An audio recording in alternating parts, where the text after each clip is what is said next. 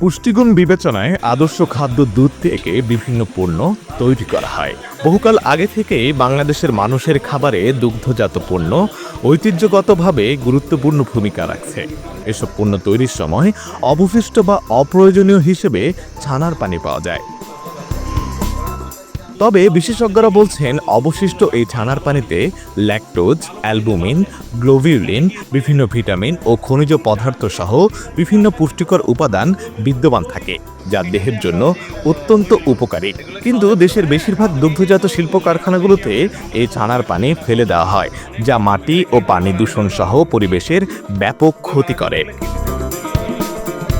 ছানার পানি থেকে স্বাস্থ্যসম্মত পানীয় উদ্ভাবনে সক্ষম হয়েছেন চট্টগ্রাম ভেটেরিনারি ও অ্যানিম্যাল সায়েন্স বিশ্ববিদ্যালয়ের ডেইরি বিজ্ঞান বিভাগের একদল গবেষক। ছানার পানির সঙ্গে কমলা লেবুর মতো এক প্রকার ফলের জুস মিশিয়ে স্বাস্থ্যসম্মত একটি পানীয় উদ্ভাবনে সক্ষম হয়েছেন তারা। মূলত ছানার পানিকে প্রক্রিয়াজাত করে মানুষের পুষ্টির চাহিদা মেটানোর উদ্দেশ্যে গবেষণাটি শুরু করা হয়। আমরা বেশ কিছু সময় গবেষণা করে আমরা বিভিন্ন ধরনের বেভারেজ তৈরি করছি। যেমন একটা বেভারেজ হলো যে হুয়ে ওয়াটার 70%, 30% হচ্ছে কেনো জুস নিয়ে, সাথে হচ্ছে 8% সুগার এবং কিছু কালচার আমরা দিয়েছি।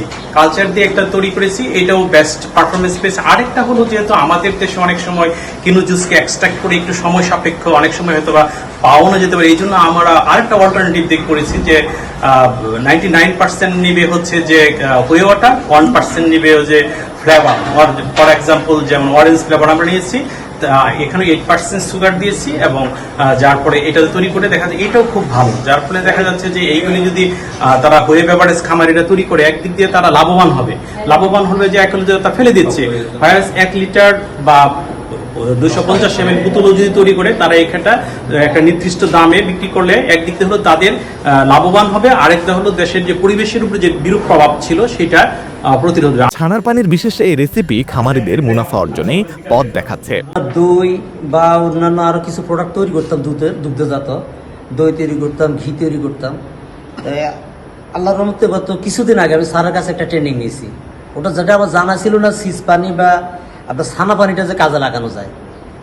এই যে এখন ছানা পানিটাকে আমি কাজে লাগানোর একটা প্রক্রিয়া স্যার আমাকে দেখাইছে, মোটামুটি ওটা নিয়ে আমাদের কাজ চলতেছে মোটামুটি। এখন দেখলাম যে ওইটা তো অনেকগুলা, ওটা অনেক, যদি 1 বোতল 50 টাকা করেও বিক্রি হয় তাহলে তো অনেক টাকা, অনেক ভালো ইয়ে। তো আমরা তো ওইটা করি না, ওইটা ফেলে দিই। আজকে একটা ভালো জিনিস জানলাম যে এটা কত উপকারী। প্রথমত ক্যান্সারের জন্য, হাই প্রেশারের জন্য, তারপরের কথা এই ডায়াবেটিসের জন্য, তো এটা তো আরো আসলে বেশি উপকারী জিনিস।